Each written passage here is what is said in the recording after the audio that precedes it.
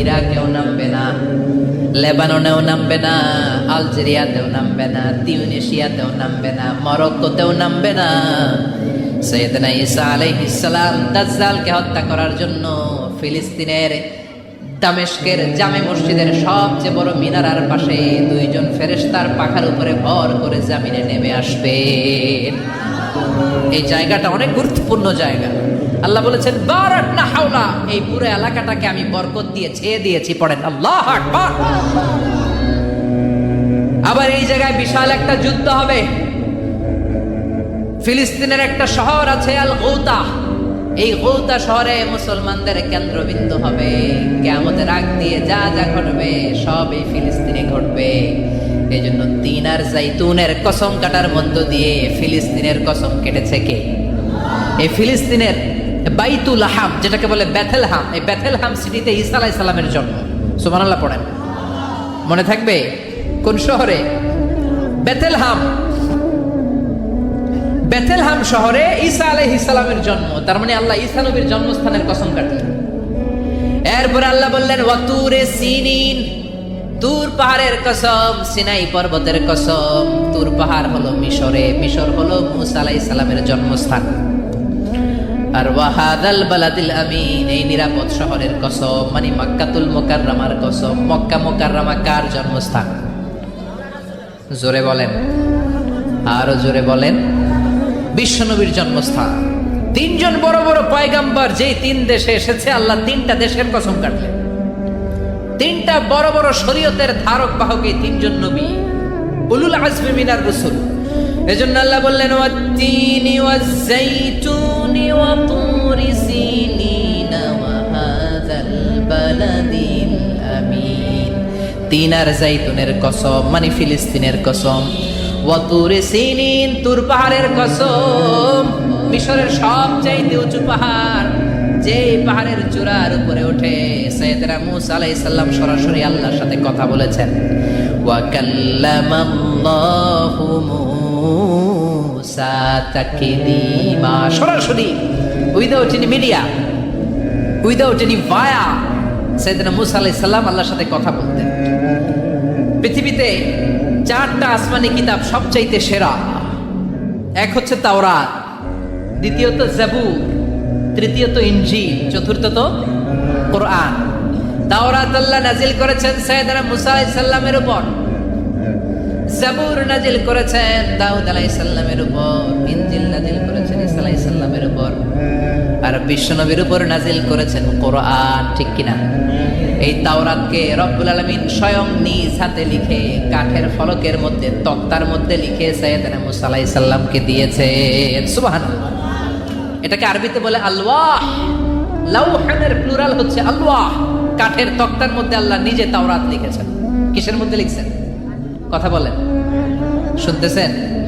মনোযোগ আছে? কাঠের তক্তার মধ্যে তাওরাত লিখলেন। লিখে মূসা আলাইহিস সালামকে বললেন, মূসা ফিহি বুরহান, ফিহি হুদা, ফিহি হিদায়া। এই হচ্ছে তাওরাত কিতাব, আমি নিজ হাতে লিখে দিয়েছি। এর মধ্যে হেদায়েত আছে, এর মধ্যে বরকত আছে, এর মধ্যে বুরহান আছে, দলিল আছে। যাও এই কাঠের তক্তার মধ্যে লেখা তাওরাত কিতাবকে নিয়ে যাও, বনি ইসরাইলের কাছে এই তাওরাত কিতাবের দাওয়াত দাও।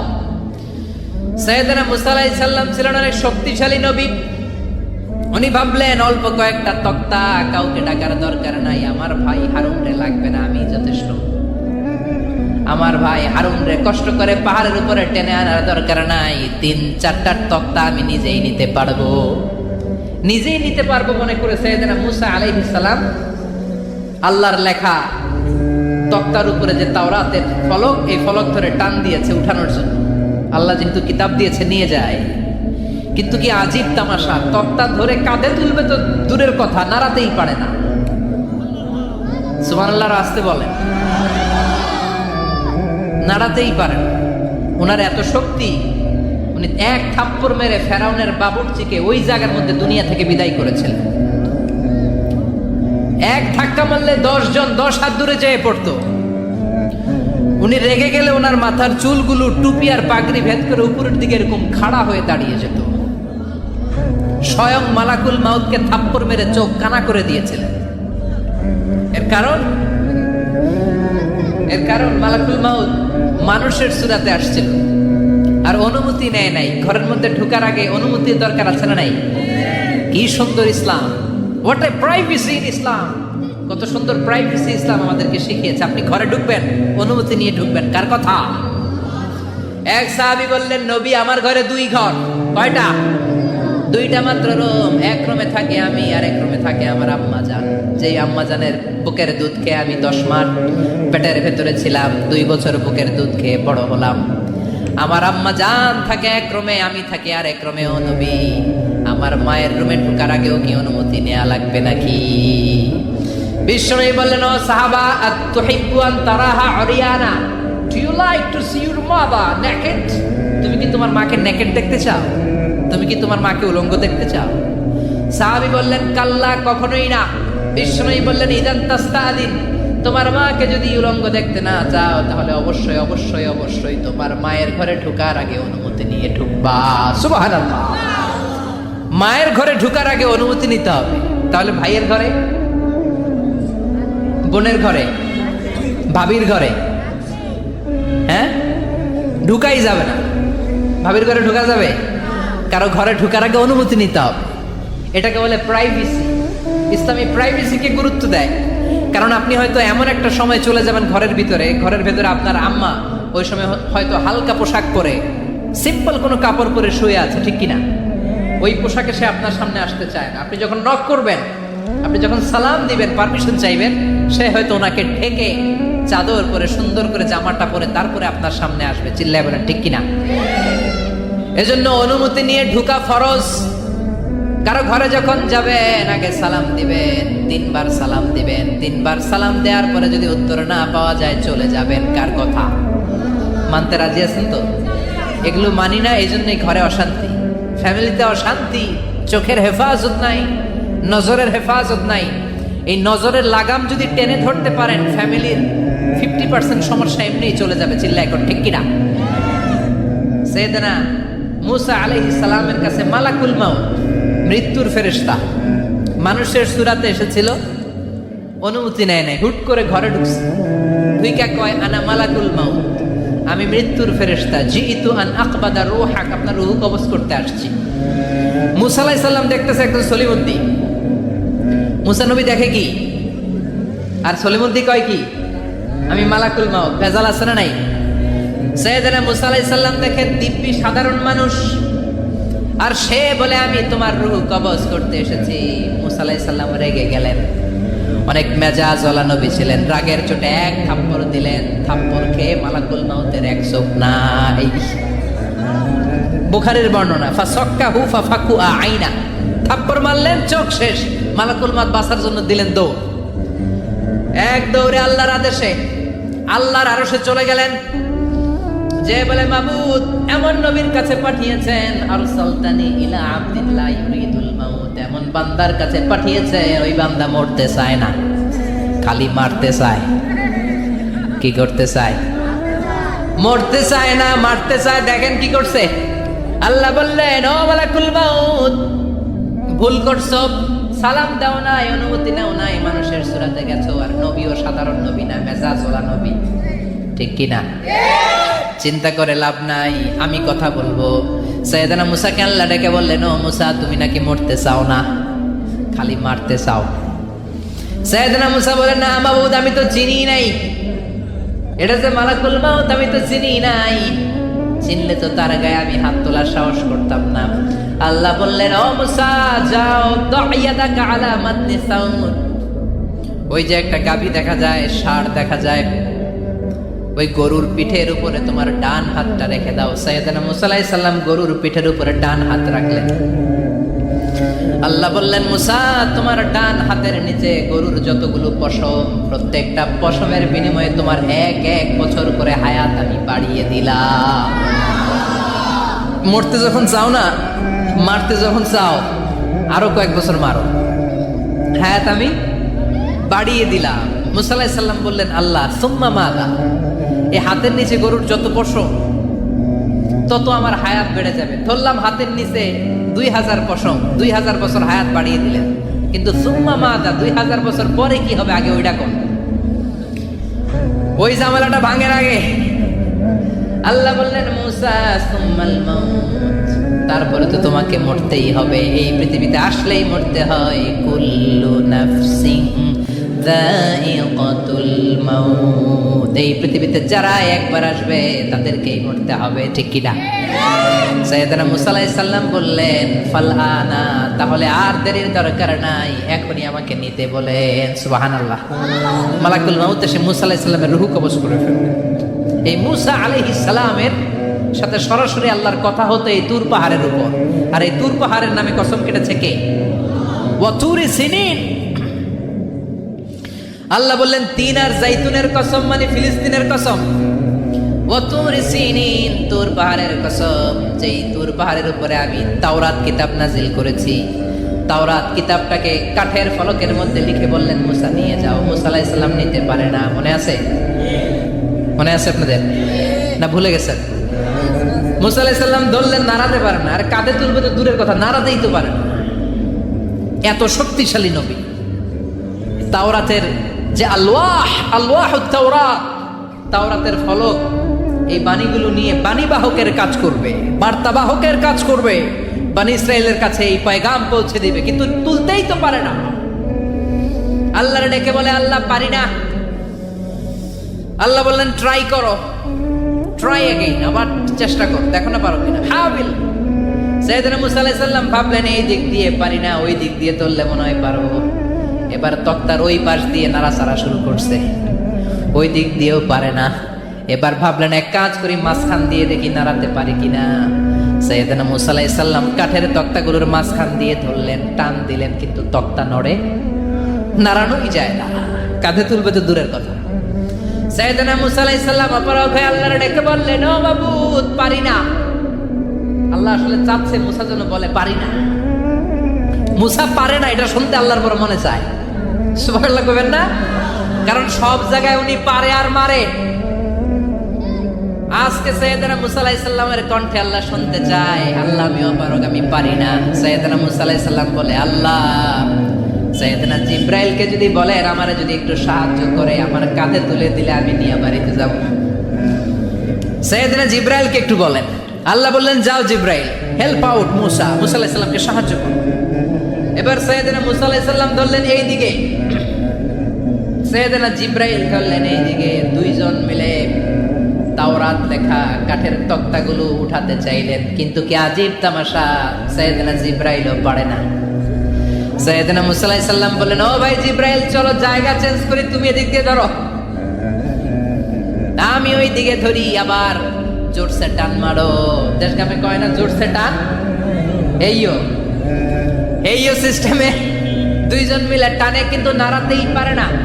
আগে তো হাতে নিবে, তারপরে কাঁধে তুলবে, দুইজনেও পারে না।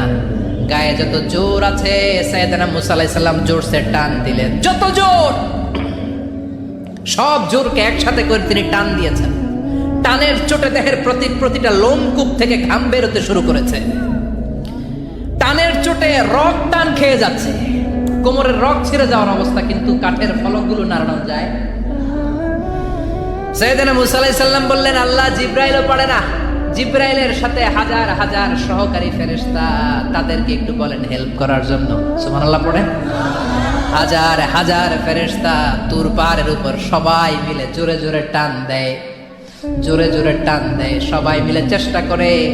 তাওরাত লেখা ফলক এক প্রান্ত থেকে আরেক প্রান্ত কোনো জায়গা দিয়ে ধরে 1 ইঞ্চি নাড়াতে পারে না। এই অবস্থা দেখে আল্লাহ বললেন ঘটনা কি? আল্লাহ পারি না। সাইয়েদনা মুসা আলাইহিস সালাম কি বলে? আল্লাহ পারি না। আল্লাহ বললেন মুসা এই ফলকগুলোর এত ওজন নয়, কাঠের এই তক্তাগুলোর এত ওজন নয়, কিন্তু এই কাঠের তক্তার মধ্যে যে বাণীগুলো লেখা হয়েছে বাণীগুলো কার? এটা আমার বাণী, আমার কথা। এই জিনিসটা বোঝানোর জন্য আমি এটার ওজনকে ভারী করে দিয়েছি। এবার জিব্রাইলের সহকারী ফেরেশতা লাগবে না, জিব্রাইলের সহযোগিতা লাগবে না, তোমার গায়ে আমি যেই জোর দিয়েছি টান দিয়ে দেখো সবগুলারে কাঁধে তুলে নিতে পারবা। সাইয়েদনা মুসা আলাইহিস সালাম এবার বিসমিল্লাহ বলে সবগুলো তাওরাত লেখা কাঠের তক্তাগুলো কাঁধে নিয়ে এক দৌড়ে বাড়ি। আল্লাহু আকবার। যেই পাহাড়ের উপর এই তক্তা টানাটানির ঘটনা ঘটেছে, পাহাড়টার নাম? এজন্য আল্লাহ বললেন ওয়াত-তিনি ওয়াজ-যাইতুনি ওয়া তুরি সিনিন ওয়া হাদাল বালাদিল আমিন। তিন আর যাইতুনের কসম, তুর পাহাড়ের কসম। আবার তুর পাহাড়ের মধ্যে নূরের তাজাল্লি দিয়েছে কে? ফালাম্মা তাজাল্লা রাব্বুহু জাআলাহু দাক্কান ওয়া খাররা মূসা সাইকা। সাইয়েদনা মূসা আলাইহিস সালাম বললেন, আল্লাহ তোমাকে দেখতে চাই। আল্লাহ বললেন, দেখতে পারবে না, পাহাড়ের দিকে তাকাও, পাহাড়ের মধ্যে নূরের তাজাল্লি দেব, যদি পাহাড় টিকে যায় তাহলে দেখতে পাবা। আল্লাহ যখন তুর পাহাড়ের উপর তাজাল্লি মেরেছে, পাহাড় ভেঙে খান খান হয়ে যায়, সাইয়েদনা মূসা আলাইহিস সালাম বেহুশ হয়ে যায়। এই বেহুশ হওয়ার ঘটনা আর পাহাড় জ্বলে ছাই হওয়ার ঘটনা যেখানে ঘটেছে, ওই পাহাড়টার নাম জোরে বলেন। ওই তুর পাহাড়ের কসম কেটেছে কে? ওয়াতুরি 2285 মিটার উঁচু, অনেক উঁচু পাহাড়। আবার ইয়াজুজ মাজুজ যখন পৃথিবীতে আক্রমণ করবে, ইন্না ইয়াজুজ ওয়া মাজুজ মুফসিদুনা ফিল আরদ। তামাম জাহানে ইয়াজুজ মাজুজ যখন আক্রমণ করবে, তামাম পৃথিবীটাকে যখন লন্ডভন্ড করে দিবে, সাইয়েদনা ঈসা আলাইহিস সালাম মুমিন বান্দাদেরকে নিয়ে যেই পাহাড়ের উপর আশ্রয় নেবেন, সেটা হলো এই তুর পাহাড়। সুবহানাল্লাহ। ঈসা আলাইহিস সালাম মুমিনদেরকে নিয়ে এক পাহাড়ে চলে যাবেন এই ইয়াজুজ মাজুজের অত্যাচার থেকে বাঁচার জন্য। এদেরকে ইংরেজিতে বলে Gog Magog. If you search in Google by writing Gog and Magog, আপনি পেয়ে যাবেন ইয়াজুজ মাজুজের কাহিনী। হাত্তা ইযা ফুতিহাত ইয়াজুজ ওয়া মাজুজ ওয়া হুম মিন কুল্লি হাদাবিন ইয়ানসিলুন। লক্ষ লক্ষ ইয়াজুজ মাজুজের বাহিনী আসবে। এই ইয়াজুজ মাজুজের বাহিনীর অত্যাচার, অবিচার, অনাচার, জুলুম থেকে, মারামারি থেকে বাঁচার জন্য মুসলমানরা ঈসা আলাইহিস সালামের নেতৃত্বে যেই পাহাড়ের উপর আশ্রয় নিবেন, ওই পাহাড়ের নাম হলো তুর পাহাড়। ওই পাহাড়ের নাম কি? কোরআনে অনেকবার আল্লাহ তাআলা এই তুর পাহাড়ের কথা বলেছেন। আমি নিজে এই তুর পাহাড়ের চূড়ায় উঠেছি 2 বার।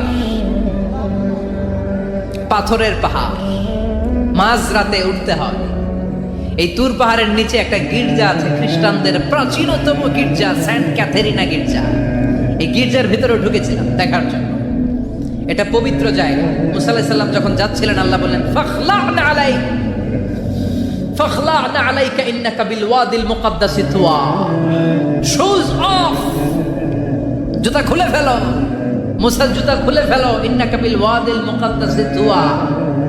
You are in a very holy valley, very sacred valley. একটা পবিত্র উপত্যকায় তুমি এসেছো। এর চাইতে উন্নত এবং পবিত্র উপত্যকা আমি মহাবিশ্বে কোথাও সৃষ্টি করি নাই। চিল্লায় পড়েন সুবহানাল্লাহ।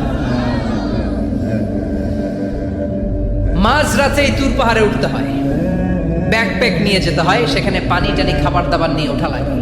3-4 ঘন্টা লাগে উঠতে, নামতে আবার 3-4 ঘন্টা। সকালে 10টা-11টার পরে আর তুর পাহাড়ে থাকা যায় না, কারণ আমাদের বাংলাদেশের পাহাড়গুলো মাটির পাহাড়, তুর পাহাড় হচ্ছে পাথরের পাহাড়। পাথরের পাহাড়ে যখন সূর্যের আলো লাগে, পাথরের পাহাড় গরম হয়ে যায়। আমরা মাঝরাতে উঠতে শুরু করলাম। আমরা যখন উঠতেছি দেখলাম খ্রিস্টিয়ান কমিউনিটির একটা গ্রুপ, তারাও উঠছে, ইহুদিদের একটা গ্রুপও উঠছে, কারণ এটা 3 ধর্মের লোকদের কাছে তীর্থস্থান। এই তুর পাহাড়ের চূড়ায় ছোট্ট একটা মসজিদ আছে, 7-8 জন নামাজ পড়া যায়। খ্রিস্টানদের একটা গির্জা আছে, ইহুদিদের একটা সিনাগগ আছে। ফজরের সময় উঠলাম, পুরো সিলসিলাতুল জিবাল তুর পাহাড় দেখলাম, অবাক হলাম। এই পাহাড়ে বিশ্বনবী মেরাজের রাতে নেমে দোয়া করেছেন, ঠিক কিনা? এই পাহাড়ে ঈসা আলাইহিস সালাম মুমিনদেরকে নিয়ে ইয়াজুজ মাজুজের আক্রমণ থেকে বাঁচার জন্য আশ্রয় নেবেন। এই তুর পাহাড়ের কসম কোরআনের ভেতরে কেটেছে কে? এজন্য আল্লাহ বললেন, ওয়াত-তিনি ওয়াজ-যাইতুনি ওয়া তুরি সিনিন ওয়া হাদাল বালাদিল আমিন। তিন আর যাইতুনের কসম, ওই মিশরের তুর পাহাড়ের কসম, ওয়া হাদাল বালাদিল আমিন, এই নিরাপদ শহরের কসম। শহরটার নাম কি? কি নাম?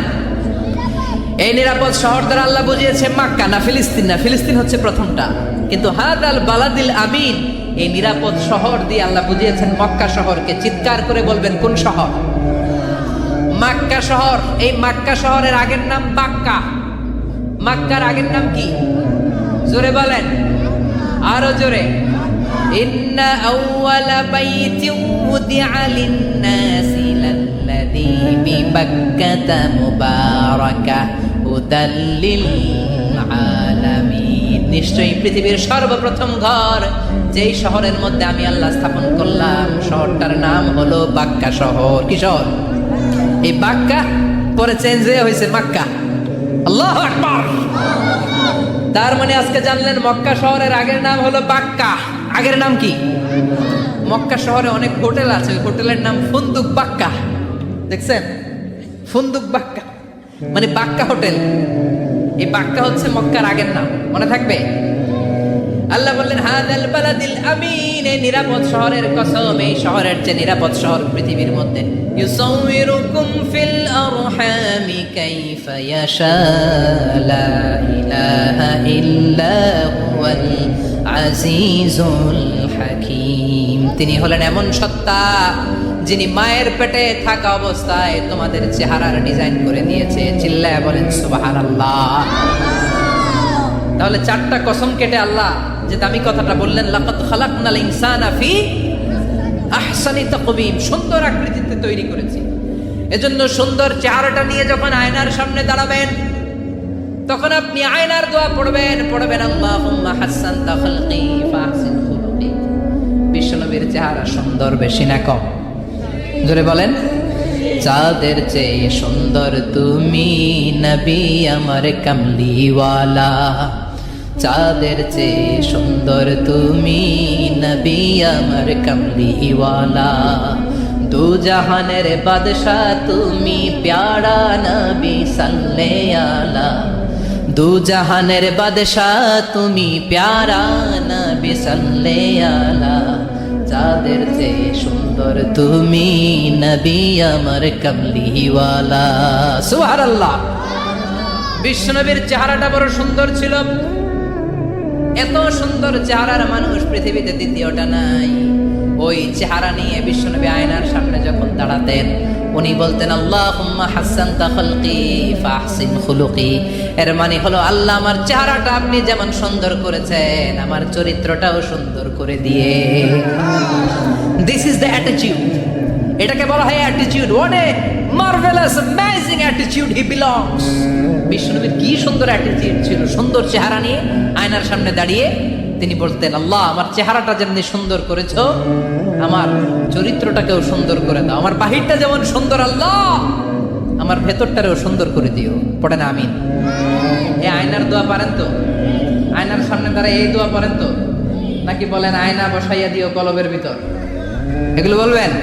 পড়েন আল্লাহুম্মা হাসানতা খালকি ফাহসিন খুলুকি, আল্লাহুম্মা হাসানতা খালকি ফাহসিন খুলুকি। হে আল্লাহ, সবাই বলেন হে আল্লাহ, তুমি আমার চেহারাটা সুন্দর করেছো, তুমি আমার চরিত্রটাও সুন্দর করে দিও। আমিন। আর জোরে পড়েন আমিন। এই জন্য নিজে যখন আয়নার সামনে দাঁড়াবেন এটা বলবেন, আপনার স্ত্রী যখন আয়নার সামনে দাঁড়ায় তখন এইটা বলবেন, আপনার বাচ্চা যখন আয়নার সামনে দাঁড়ায় তখন এই দোয়া পড়বেন। রাজি আছেন তো? আয়নার সামনে দাঁড়িয়ে আমরা বলবো হাসানতা খালকি, আল্লাহ তুমি আমার চেহারাটা সুন্দর করেছো। আমরা সবাই সুন্দর, আমরা সবাই সুন্দর। যার কালার কালো, কালো চামড়ার লোক, তার মধ্যে একটা সৌন্দর্য আছে না নাই? আল্লাহ বললেন এই কালো আর ধলো এগুলো তো বাইরে। ওয়াখতিলাফু আলওয়ানিকুম ওয়া আলসিনাতিকুম, তোমাদের গায়ের রঙের ভিন্নতা, ভাষার ভিন্নতা, এগুলো আল্লাহর মিরাকেল। একজন সাদা, একজন কালো, একজন ধূসর বর্ণের, এক একজনের চেহারার সাথে আরেকজনের চেহারার মিল নাই। সুবহানাল্লাহ। এটাই সৌন্দর্য। এজন্য আল্লাহ বললেন লাকাদ খালাকনাল ইনসানা ফি আহসানি তাকবীম, আমি গোটা মানব জাতিকে চমৎকার একটা স্টাইল দিয়ে তৈরি করেছি। এই স্টাইলের সাথে পৃথিবীর কোনো প্রাণীর কোনো মিল থাকে না। সুবহানাল্লাহ। কি অসাধারণ আমাদের কাঠামো। আপনি যদি হিউম্যান ব্রেইন নিয়ে চিন্তা করেন, আমাদের ব্রেইনের ক্যাপাসিটি কিন্তু অনেক বেশি। এই পৃথিবীতে সবচেয়ে পাওয়ারফুল যে কম্পিউটার আবিষ্কার করা হয়েছে এটার নাম Cray 1 super computer. United states of আমেরিকাতে যারা মিলিটারি বেসে জব করে তাদের ম্যাথমেটিক্যাল ইকুয়েশন ড্র করার জন্য, সলিউশন করার জন্য এই ক্রে ওয়ান সুপার কম্পিউটার তারা ইউজ করে। বিজ্ঞানীরা হিউম্যান ব্রেনের ক্যাপাসিটির সাথে ওই ক্রে ওয়ান সুপার কম্পিউটারের তুলনা করেছে। তারা তুলনা করে দেখেছে ক্রে ওয়ান সুপার কম্পিউটারের চেয়েও আমাদের ব্রেন শতগুণ বেশি শক্তিশালী। আমাদের হেয়ারিং সিস্টেম নিয়ে যদি আপনি গবেষণা করেন অবাক হয়ে যাবেন। এই যে কানের মধ্যে এখানে পেঁচানো দেখা যায়, এটা কি আল্লাহ এমনি এমনি দিছে? মা খালাকতা হাযা বাতিলা, এমনি এমনি আল্লাহ কিচ্ছু দেয় না। এই পেঁচানো ডিজাইন না থাকলে আপনি শুনতে পেতেন না। আপনার কান দুইটা যদি কেটে কান কাটা রমজান করে দেয়, আপনি কোনো আওয়াজ শুনতে পাবেন না। এই কানের ডিজাইনগুলো, এই আঁকাবাঁকা পথগুলো আল্লাহ তাআলা দিয়েছে ইথারে ভেসে আসা সাউন্ডগুলোকে ইলেকট্রিক্যাল সিগন্যালের মাধ্যমে ভেতরে ঢুকানোর জন্য। কানের তিনটা পার্ট থাকে, একটা হচ্ছে আউটার এয়ার, একটা হচ্ছে মিডল এয়ার, তারপরে হচ্ছে ইনার এয়ার, মাঝখানে এয়ার ড্রাম থাকে। এই আউটার এয়ার থেকে, মিডল এয়ার থেকে তারপরে ইনার এয়ারে ইলেকট্রিক্যাল সিগন্যাল দিয়ে বাতাসে ভেসে আসা এই সাউন্ডের ওয়েভগুলো, এই তরঙ্গগুলোকে ইলেকট্রিক্যাল সিগন্যাল দিয়ে ট্রান্সমিট করে ব্রেইনের হেয়ারিং নার্ভের কাছে পাঠিয়ে দেয়। এই সূক্ষ্ম কাজগুলো হতে আসলে অনেক সময় লাগে, কিন্তু 1 সেকেন্ডের মধ্যে আমি বলছি আর আপনারা সেকেন্ডে শুনছেন। চিল্লা এখন সুবহানাল্লাহ।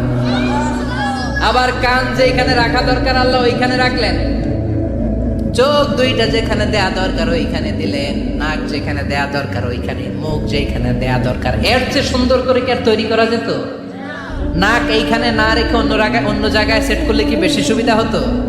নাক যদি পেছনে থাকতো, খাওয়ার সময় খাবারটা বাসি না ভালো এটা ঘ্রাণ নেয়ার জন্য সব সময় খাবার পেছনে নিয়ে ধরা লাগতো, ঠিক কিনা? তার মানে নাক এই জায়গায় রাখাতে সুবিধা হয়েছে না? সুবহানাল্লাহ কইবেন না? কি সুন্দর মুখটা দিলেন, হ্যাঁ, কি সুন্দর চোখ দিলেন। এই কান দিয়ে আমরা শুনি, দেখেন কানের সেটিংটা কত সুন্দর। ধরেন ফর এন এক্সাম্পল, উদাহরণস্বরূপ এই কানটা আল্লাহ এইখানে না রেখে এই কান যদি আপনার এই বাম বগলের ভিতরে দিত, আর এই কান যদি আপনার এই বগলের নিচে দিত, তাহলে আজকে মিজানুর রহমান আজহারের ওয়াজ শোনার জন্য সবার এইভাবে বসে থাকা লাগতো 1.5 ঘন্টা। কারণ এইভাবে এখন যেভাবে আছেন এইভাবে বসে থাকলে তো কান চাপা পড়ে যেত, কথা একটাও শোনা যেত না। সুবহানাল্লাহ কইবেন না? চোখের সেটিংটা কত সুন্দর। চোখ এইখানে না রেখে যদি মাত্র 2 ইঞ্চি উপরে এইখানে দিত, সেজদা দিতে পারতেন। শীতকালে যে ফুটবল খেলেন, হেড দিতে পারতেন। হেড দিতে গেলে বল চোখের মধ্যে লাগা, চোখ শেষ। সুবহানাল্লাহ পড়েন। কি অসাধারণ অবকাঠামো! এই হিউম্যান অ্যানাটমি নিয়ে গবেষণা করলে মানুষ অবাক হয়ে যায়। দেহের ভেতরে কি সমস্ত যন্ত্রপাতি দিলেন, কিডনি দিলেন, গল ব্লাডার দিলেন, হার্ট দিলেন, লাং দিলেন। যেখানে যে অঙ্গটা রেখে দেওয়া দরকার ঠিক সেইভাবে মায়ের পেটে থাকতেই আমাদের ডিজাইন দিয়েছে কে? এতগুলো ডিজাইনের মালিক কে? 600 কোটি মানুষ যদি পৃথিবীতে থেকে থাকে তাহলে 600 কোটি ডিজাইন লাগছে না ওনার? আরো কয়শো কোটি আসবে আমরা জানি, কয়শো কোটি ডিজাইন চলে গেছে জানি। একটা ডিজাইনের সাথে আরেকটা ডিজাইনের মিল আছে। চিৎকার করে বলেন এই কারিগরটা কে? এজন্য আল্লাহ বলেন 4টা জিনিসের কসম কেটে তোমাদেরকে আমি যেটা বলবো শোনো। লাকাদ খালাকনাল ইনসানা ফি আহসানি তাকওয়িম। আমি মানুষের আকৃতিটা, মানুষের চেহারাটা বড্ড সুন্দর করে তৈরি করেছি। এত সুন্দর করে আল্লাহ তৈরি করেছেন, এর কোনো বাতিল নাই, কোনো বিকল্প নাই। চোখ যেমন হওয়া দরকার ঠিক তেমন। এই চোখ নিয়ে কত গবেষণা হয়েছে শুনলে অবাক হয়ে যাবে। মাত্র 2 মিলিমিটার ডাইমেনশনের ছোট্ট আমাদের এই চোখ। এই চোখ দিয়ে আমরা অনেক কিছু দেখি। কাছের জিনিস যেমনি দেখি, দূরের জিনিসও দেখি। দূরের চাঁদ দেখি, দূরের সূর্য দেখি, দূরের মেঘমালা দেখি, ওই বিমানটাকে দেখি, আবার কাছের ছোট্ট মানুষটাকেও দেখি, ঠিক কিনা? এটার ভেতরে আল্লাহ অনেক পাওয়ারফুল মেগাপিক্সেল দিয়েছেন। এই পৃথিবীতে সবচাইতে পাওয়ারফুল যে ক্যামেরাগুলো আবিষ্কার হয়েছে মুভি শুট করার জন্য, সেখানে যেই মেগাপিক্সেল আল্লাহ দিয়েছেন, চোখের ভেতরে এর কয়েক গুণ বেশি দিয়েছেন। চিল্লায় বলেন আল্লাহু আকবার। এই চোখ দিয়ে মেডিকেল সায়েন্স বলছে human ice can identify more than 10 million colours. 1 মিলিয়নে 10 লক্ষ, 10 মিলিয়নে কত? 1 কোটি। তার মানে এই চোখ দিয়ে আমরা আমাদের এক একটা চোখ দিয়ে 1 কোটি ধরনের রং শনাক্ত করতে পারি। এক লাল রঙের মধ্যে কত লাল, লাইট রেড, ডিপ রেড, কত ধরনের মিক্স করে কত কালার হয়, সবকিছু চোখ দিয়ে আমরা ধরতে পারি। চিল্লায় বলেন আল্লাহু আকবার। জিহ্বা দিয়ে স্বাদ নেওয়ার সুযোগ দিলেন। এই জিহ্বার পার স্কয়ার সেন্টিমিটারে টেস্ট বাড রয়েছে 184টা। সেই হিসাবে আপনার জিহ্বার উপরিভাগ দিয়ে আপনি 10,000-এরও বেশি ধরনের খাদ্যের স্বাদ আস্বাদন করতে পারেন। চিৎকার করে পড়েন আল্লাহু আকবার। এক একটা অঙ্গ নিয়ে যদি আপনি গবেষণা করেন, কত কাজ করার সুযোগ আল্লাহ তাআলা দিয়ে দিলেন। 206টা নাকি হাড্ডির পিস রেখেছে আল্লাহ এক একটা দেহের ভিতরে। 206টা না, 206টা হাড় আছে। আমাদের প্রত্যেকের দেহের ভিতরে কয় পিস হাড্ডি? কথা কয় না, 206টা। সবচেয়ে ছোট হাড়টা আছে কানের ভেতরে। সুবহানাল্লাহ পড়েন। সবচেয়ে ছোট হাড়।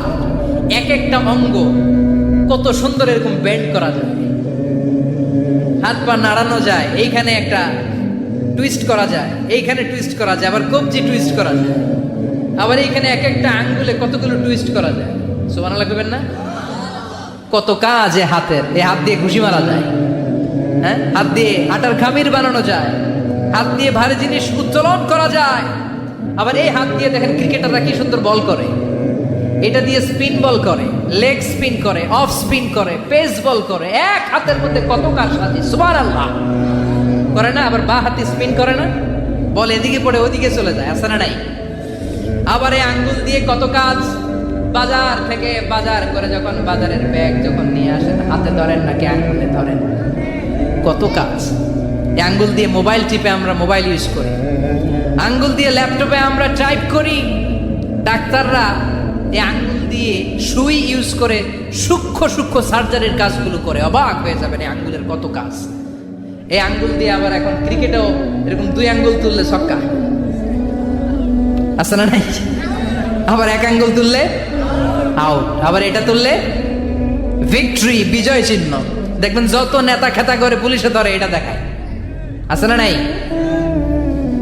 এইভাবে কত ধরনের নমুনা আমরা ইউজ করি, কতভাবে হাতগুলোকে ইউজ করি, কতভাবে পা গুলোকে ইউজ করি। দেহের এই সৌন্দর্য আমাদের দান করেছে কে?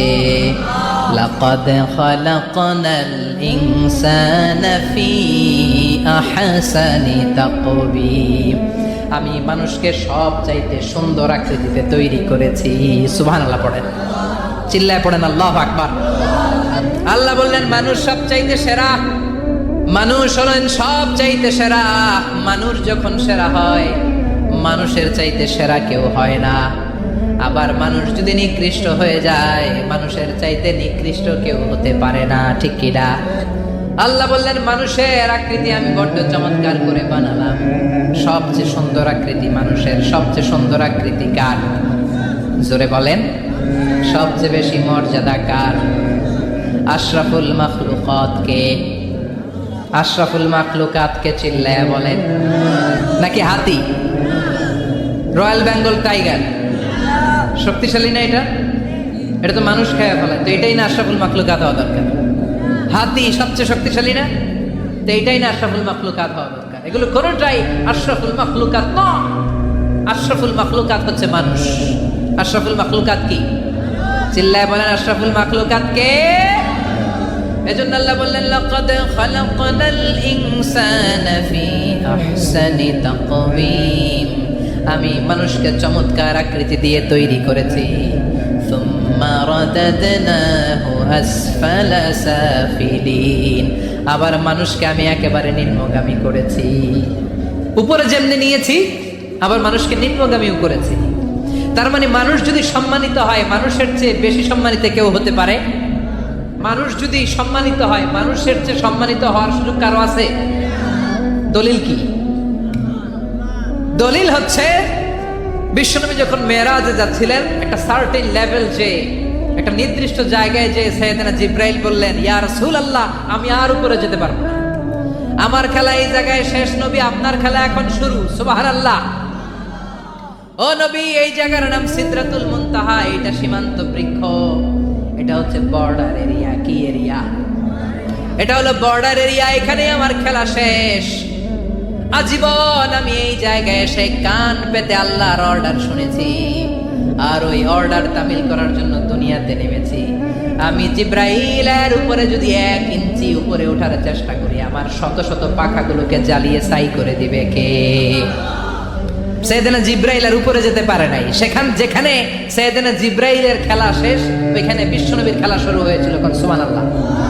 তার মানে মানুষ যখন উপরে ওঠে, এত উপরে উঠে যায়, ফেরেশতাদেরকেও হার মানিয়ে ফেরেশতাদের উপরে চলে যায়।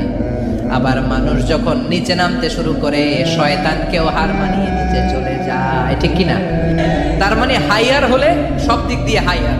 হাইয়েস্ট তো অল ক্রাইটেরিয়াতে সে হাইয়েস্ট, লোয়েস্ট তো অল ক্রাইটেরিয়াতে সে লোয়েস্ট। মানুষ ভালো হলে এর চেয়ে ভালো আর হয় না, মানুষ খারাপ হলে তার চাইতে খারাপ আর হয় না। এজন্য আল্লাহ বললেন সুম্মা রাদাদনাহু আসফালা সাফিলিন। মানুষকে যেমনি আমি সুন্দর আকৃতি দিয়ে তৈরি করেছি, আবার ওই মানুষকে আমি আল্লাহ নিম্নগামী করেছি। যেটা উপরে ওঠে ওইটা আবার নিচেও নামা লাগে, ঠিক কিনা? কোন কোন তাফসীরে মুফাসসিরিনে ইকরাম বলেছেন আসফালা সাফিলিন দিয়ে বার্ধক্যকে বোঝানো হয়েছে। যৌবনে মানুষের চেহারার সৌন্দর্য বেড়ে যায়। যৌবন যখন ঠিকরে পড়ে, একজন তাগড়া যুবক, তার চেহারার মধ্যে যে সৌন্দর্য, ওই ছেলেটাই যখন বুড়ো হয়ে যায়, তার চেহারার দিকে কেউ তাকাতে চায় না। রং ধরা যৌবন জং ধরে নাই, জং ধরে শেষ, ঠিক কিনা? আবার কোন কোন মুফাসসির বলেছে না, এটা নৈতিক অধঃপতন। সুম্মা রাদাদনাহু আসফালা সাফিলিন। মানুষ যখন নিম্নগামী হয়, সবচেয়ে খারাপ হয়ে যায়। এই মানুষের মধ্যে যখন নেফাকি দেখা দেয়, মানুষ যখন মুনাফিক হয়ে যায়, সবচেয়ে খারাপ হয়ে যায়। মুনাফিকের চরিত্র যখন একজন মানুষের মধ্যে সে ধারণ করে, নিচে যেতে যেতে এত নিচে সে চলে যায়, শয়তান দেখে অবাক হয়ে যায়। শয়তান দেখে মনে মনে কয়, এইটাই যদি দুনিয়ায় আইবো, আমারে আল্লাহ বানাইছে কেন? কথা বুঝতে পারছেন? মানুষ এত নিচে যায়, শয়তান অবাক হয়ে বলে, এইটাই যদি দুনিয়াতে থাকবে, তো আমি তৈরি হইলাম কেন? আমি শয়তান হইলাম কেন?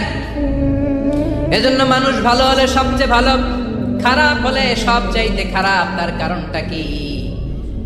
মানুষ যখন খারাপ হয়, পশুর চাইতেও খারাপ হয়ে যায়। জোরে বলেন ঠিক কিনা? আমরা বলি না, তুই পশুর চাইতেও অধম। মানবিকতা হারিয়ে যখন মানুষ অন্যায় কাজ করে, তখন আমরা বলি তুই পশুর চাইতেও অধম, ঠিক কিনা? এজন্য বলা হয় জনসংখ্যা বাড়ছে, মানুষ বাড়ছে না। বাড়ছে জনসংখ্যা, বাড়ছে কি? মানুষ বাড়ছে নাকি? মানুষ নাই। এই দুনিয়া এখন তো সেই দুনিয়া নাই, মানুষ নামের মানুষ আছে, দুনিয়া বোঝায়। সেই মানুষের ভিড়ে আমার আসল মানুষ নাই।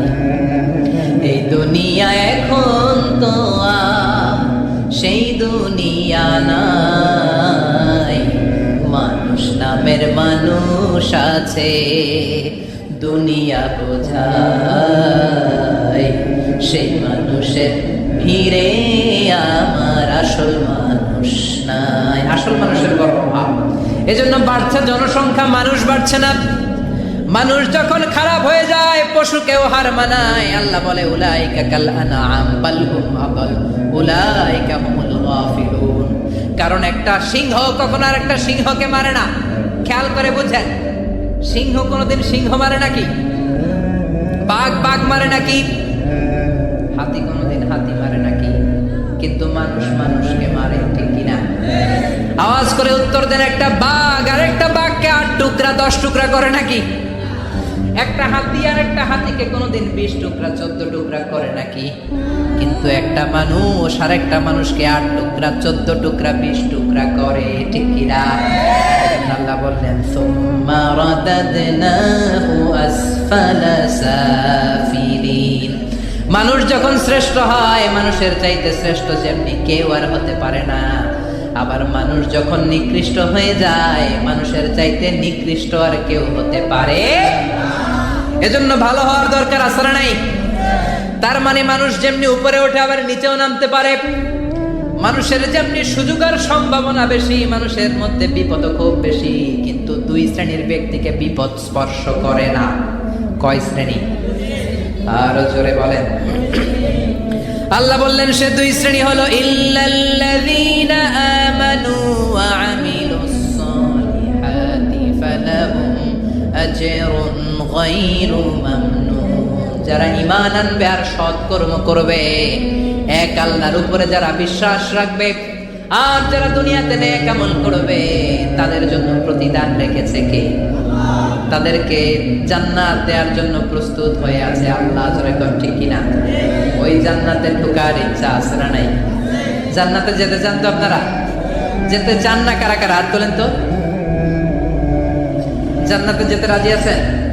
রাজি আছেন সবাই? আল্লাহ এই দুনিয়াতে তুমি যেমনি আমাদেরকে একত্রিত করলা, জান্নাতের ময়দানেও তুমি আমাদেরকে একত্রিত করে দিও, পড়ে না আমিন। জান্নাতেও যেন আমরা এইভাবে বসে বসে তাফসীরুল কোরআনের ময়দানে থাকতে পারি, তুমি তৌফিক দাও, চিল্লায় পড়ে না আমিন। এজন্য আল্লাহ বললেন বিপদ মুক্ত হতে চাইলে দুইটা কাজ করতে হবে। এক হলো ইল্লাল্লাযীনা আমানু, ঈমান আনতে হবে কার উপরে? জোরে বলেন কার উপরে? ঈমানের পথে অবিচল থেকে আমার মরণ যেন হয়, তোমারই কাছে মিনতি আমার, তোমারই কাছে মিনতি আমার, মহামহিম দয়াময়। ঈমানের পথে অবিচল থেকে আমার মরণ যেন হয়, পড়েন আমিন। আর জোরে আমিন। এজন্য আল্লাহ বললেন প্রথম শর্ত হলো ঈমান আনতে হবে। ওই ঈমানের মধ্যে শিরকের মিশ্রণ থাকতে পারবে না। শিরক ছাড়া পাক্কা মুমিন হয়ে যদি আমার দরবারে আসো, জান্নাতুল ফেরদাউসের দরজা তোমার জন্য খুলে দিবে কে? দুই নম্বরে ওয়া আমিলুস সালিহাত, নেক আমল যদি করতে পারো, ঈমান আর নেক আমল, এই দুইটার গ্যারান্টি যদি দিতে পারো, জান্নাতের গ্যারান্টি দিবে কে?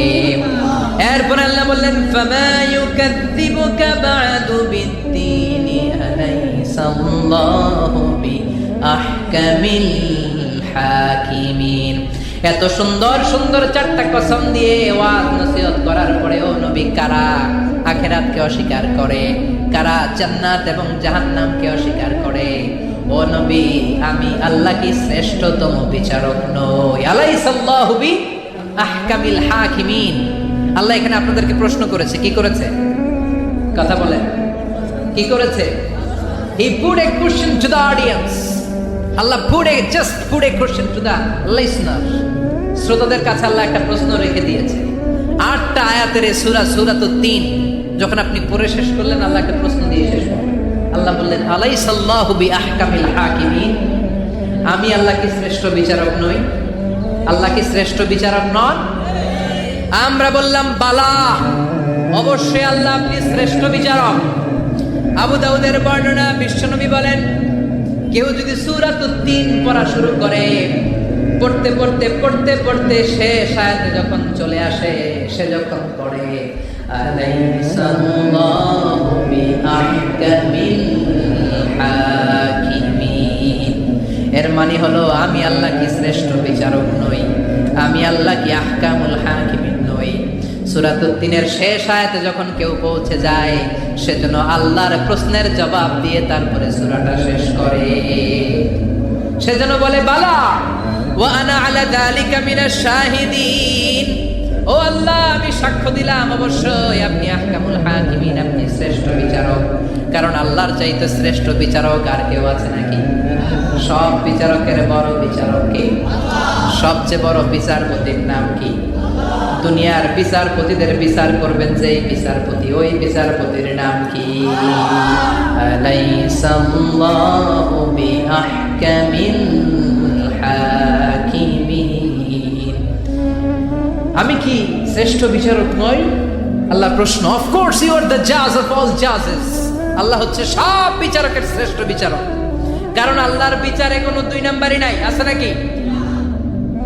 আল্লাহর বিচারে কোনো জুলুম নাই, আছে নাকি? আল্লাহর বিচারের ময়দানে ঘুষ দেওয়ার সিস্টেম নাই, আছে নাকি? আল্লাহর বিচারের দিন কোন টেলিফোন কলে কোনো কাজ হয় না, আছে নাকি?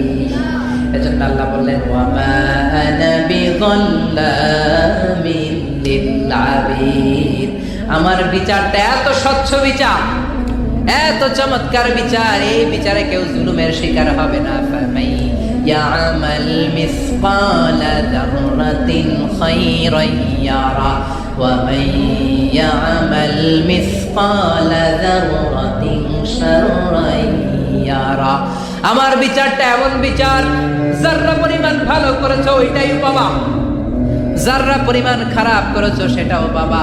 যে যতটুকু করেছো পরিণাম তার ততটুকু, এটাই হলো আল্লাহর বিচার, ঠিক কিনা? এজন্য আল্লাহর সেই বিচারের দিনকে আমরা ভয় করি তো, কিয়ামতের সেই বিচারের কাঠগড়াকে আমরা ভয় করি।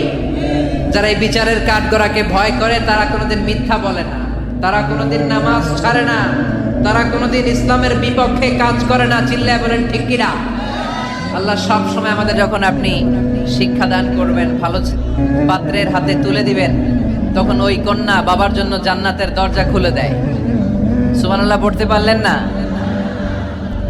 এরপর সে যখন কারো স্ত্রী হয়, তার কাছ থেকে আল্লাহ তাআলা সার্টিফিকেট নেয় স্বামীর ব্যাপারে।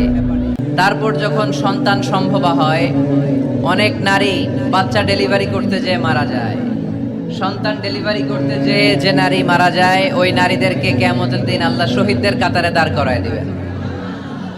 আর যদি সহি সালামতে বাচ্চা ডেলিভারি করতে পারে, তাহলে ইসলাম বলে আল জান্নাতু তাহতা আকদামি উম্মাহাতিকুম। ও দুনিয়ার পুরুষেরা শোনো, তোমাদের পায়ের নিচে থাকে জুতা, জুতার নিচে থাকে বালু, আর এক একটা মায়ের পায়ের নিচে থাকে তার ছেলে মেয়েদের জান্নাত। পড়েন সুবহানাল্লাহ।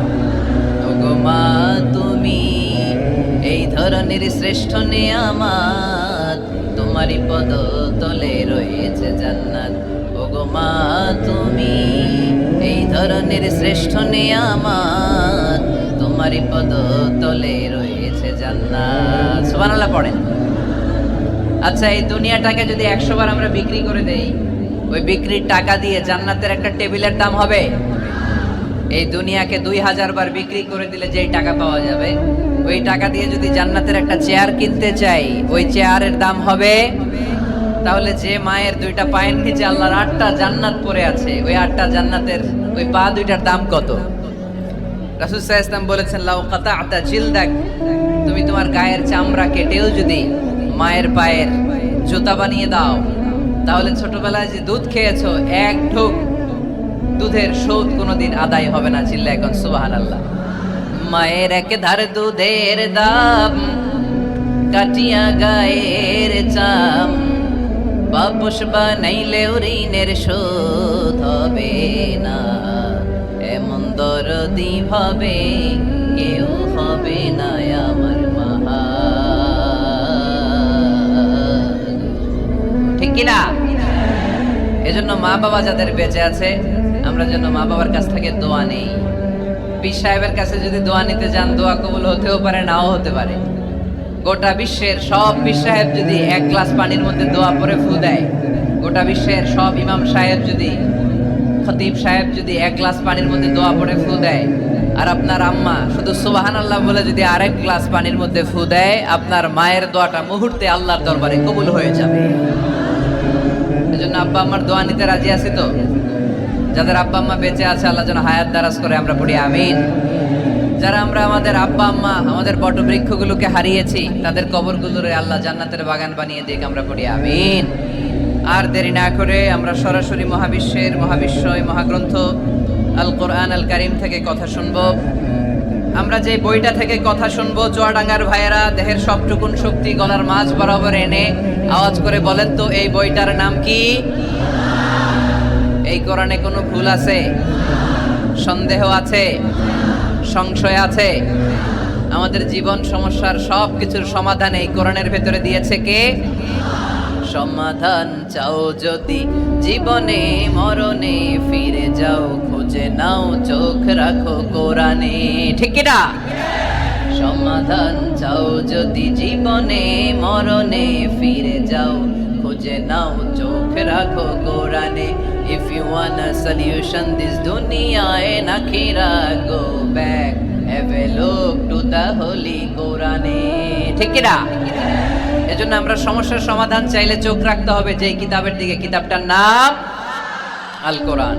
এই কিতাবে কোনো ভুল নাই, এই কিতাবে কোনো সন্দেহ নাই, কোনো সংশয় নাই। এই কিতাবে যে সন্দেহ নাই এই কথা কোরআনে বলে দিয়েছে কে? রব্বুল আলামিন বলেন, যালিকাল কিতাবু লা রাইবা ফীহি